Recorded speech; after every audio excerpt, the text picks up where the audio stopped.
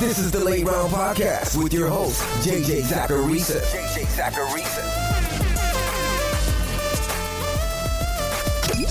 What's up, everyone? It's JJ Zacharisa, the editor-in-chief at FanDuel and at NumberFire.com, and this is episode 219 of the Late Round Podcast, one of the many shows that are part of the NumberFire Podcast Network. Thanks for tuning in. Kareem Hunt is a Cleveland Brown.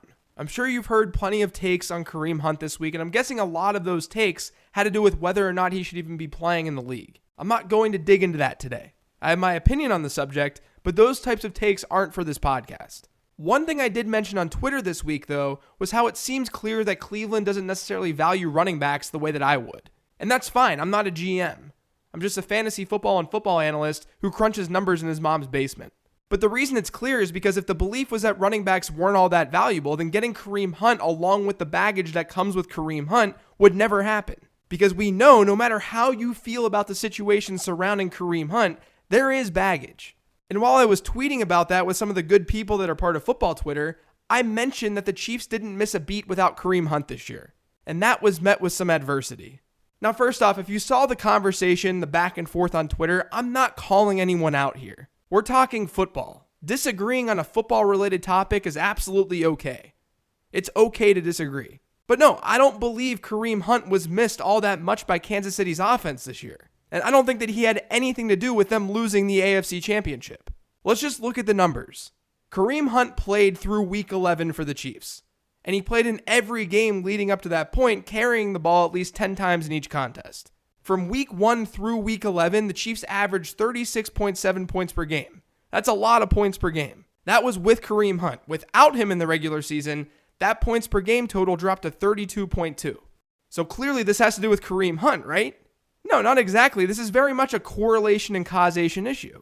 Over this time, NFL points per game averages also decreased. The average team saw their points per game fall by about 2.5 points. Now, that's not as significant as Kansas City's 4.5 points per game, but it helps explain some of Kansas City's dip in scoring. All the while, Kansas City's yards per drive rate dropped by 0.4 yards. That yardage drop was directly in line with the league's average across the final 5 weeks of the regular season versus the first 11. Kansas City also went from having the second best touchdown rate per drive over the first 11 weeks to the best one without Kareem Hunt. And it was the best one by far. And they went from either kicking a field goal or scoring a touchdown on about 57% of their drives to doing so on 52% of them. But that 52% number was the best in football. Their drop in scoring rate was completely normal compared to the league's average. And not only that, within our with Kareem Hunt sample, we've got some games that ended up shooting out. There was the Patriots game that saw 83 total points, and there was the epic Rams game that saw 105 total points.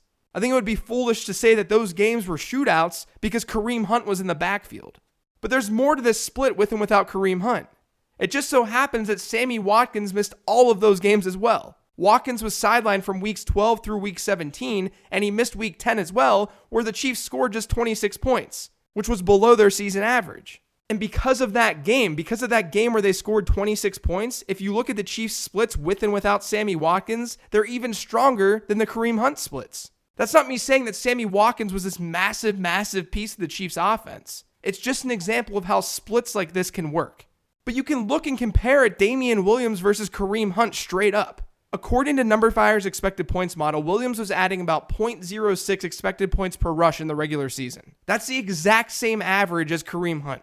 But Damian Williams had a 54% success rate this past year, which is absolutely absurd, by the way, when Kareem Hunt's was less than 46%. The Chiefs actually saw their success rate on the ground rise without Kareem Hunt this season. It got better.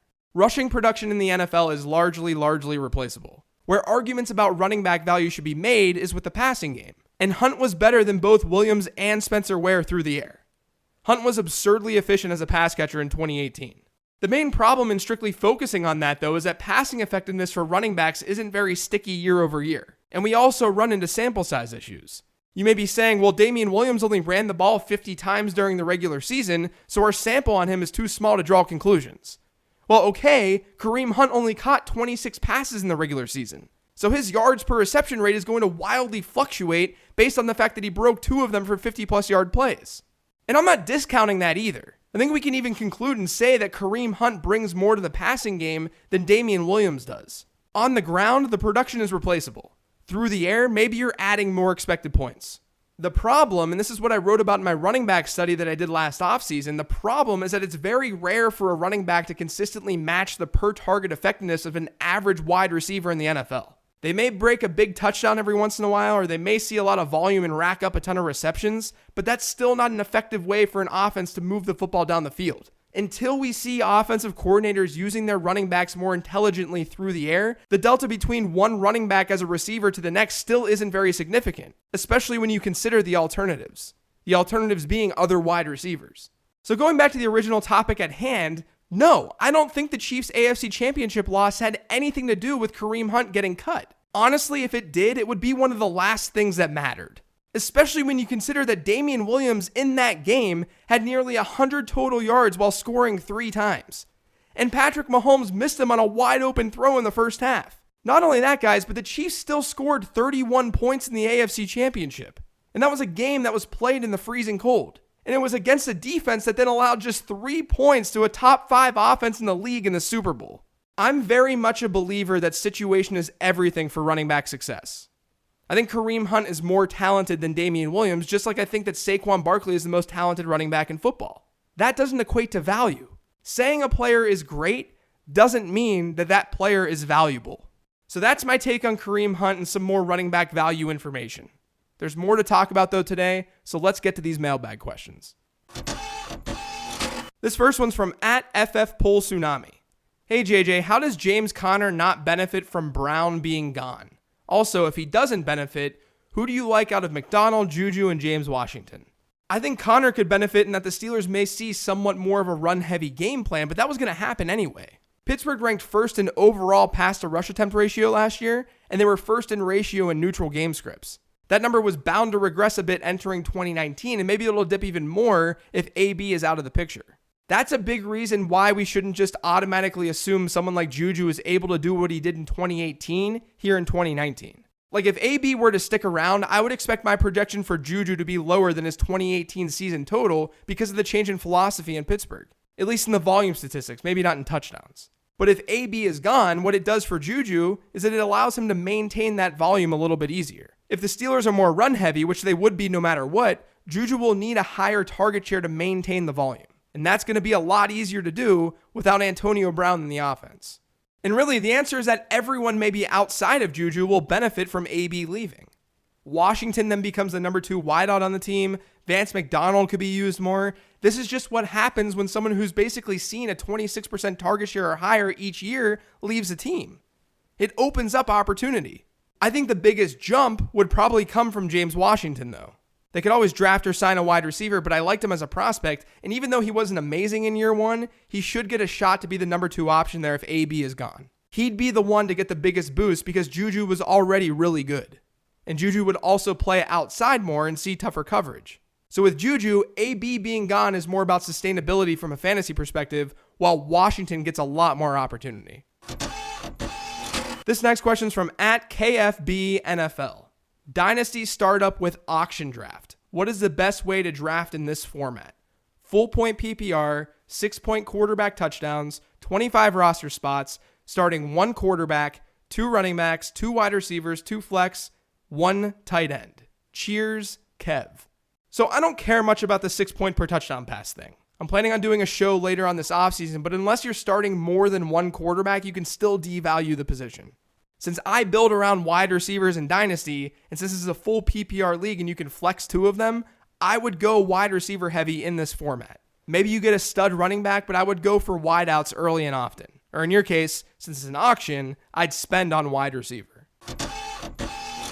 This next question is from @Tom_McGovern17. Wait a month and trade for Chubb? One of the things that I tweeted after Kareem Hunt signed with Cleveland was I thought that it was a good time to buy Nick Chubb in Dynasty. Anytime a viable running back joins a team, the consensus should be that the running back is going to dig into the workload of the other backs on that team. It would make zero sense to say that Nick Chubb's fantasy value is now better with Kareem Hunt than without Kareem Hunt. I do think, though, that the market may overrate this signing, and that's why Chubb is a buy for me immediately. He should still be the workhorse in that backfield, and you know he's going to see work to start the year, depending on how long Kareem Hunt is suspended. I don't think that you've got to just wait a month. Just send some offers to the person who has Chubb in your league right now and see if they bite. If you want to wait, then wait, but I don't see an issue with doing it right now. This next question is from @Beerswater. He says, what do you expect from Denver and Seattle backfields in 2019? Please and thanks. Good question. The short answer is I have no idea. We've got to sort of go on feel right now, so I'll talk through some logic with this.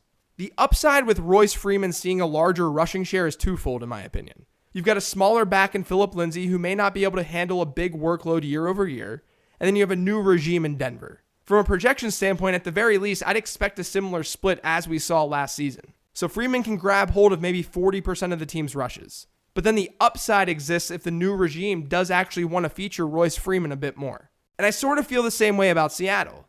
It would only make sense for them to want to feature Rashad Penny more than they did in 2018, so we'll probably see some shift in rushing share there. I say it would only make sense because he was banged up last year, and they did invest a first rounder to get him. I know it doesn't mean as much in Seattle, but it means something. And Mike Davis is a free agent. He might not be on the team next season. The one thing with Seattle that's interesting is that they were this really run-heavy team in 2018, but their pass-to-rush ratio didn't line up with how they scored touchdowns. That was the case in 2017 when they seemed to not be able to just score rushing touchdowns, but the Seahawks also had a pass-to-rush ratio that year of 1.36. That fell to 0.8 in 2018. And their pass-to-rush touchdown ratio in 2018 was 9th highest in football, despite being such a run-heavy team. Now that all plays into Russell Wilson's absurd touchdown rate that he had last year. That's not repeatable. So if we assume Seattle's going to score as many touchdowns this year, then we've got to also assume that the running backs are going to benefit, even if the team is a little bit more pass-heavy. That's why I think that backfield is in way better shape fantasy-wise. I do expect Penny to see more work, and the same goes with Royce Freeman. But with Freeman, my fear is the offense won't be as strong as a place like Seattle, and the offensive line may not be as good next year either. This next question is from @John042119. Is Julio a good sell high in Dynasty this offseason, depending on return, obviously, since he's recently 30? Does it depend on if the team is in win now mode? I think selling players like Julio Jones always depends on your current roster situation. If you're in win now mode, it'd be a tough sell unless you're able to get an elite piece in return that can help right away. I generally have a 3-year window with Dynasty, and I think Julio can still give us a couple of good seasons. Maybe not all 3 of those seasons, so I'll devalue him a bit because of that, but he's also a mid to late second round pick in startups. That feels about right as long as you're able to get younger assets around him at wide receiver so that you're not screwed when his time runs out. So no, I don't think Julio is necessarily a sell right now unless your team is absolute crap. This next question is from @BrockStew77. How does the Flacco trade affect Courtland Sutton's value? I don't think it moves the needle tremendously because it wasn't like the Broncos would have some top tier quarterback over the next couple of seasons anyway. Realistically, they could have done worse. But I'm certainly not bullish on this 34-year-old quarterback who's had one of the worst adjusted net yards per attempt rates over the last 2 years. No matter if he knows the system and has thrived in that system historically. Honestly, part of me wants to say that Sutton is a sell. But I also don't want to go that far because I do think he's really talented. And that's part of the problem. But it's not a great situation overall. That's going to do it for today's show. Thanks to all of you guys for listening. If you've yet to subscribe to the Late Round Podcast, make sure you are by searching for it on iTunes, Google Play, SoundCloud, TuneIn, Stitcher, and Spotify. And I'm also on Twitter @LateRoundQB. If you've got a question for the Mailbag show next week, you can hit me up on there or email me at jj@numberfire.com. Thanks, everyone. I appreciate you. Enjoy your weekend.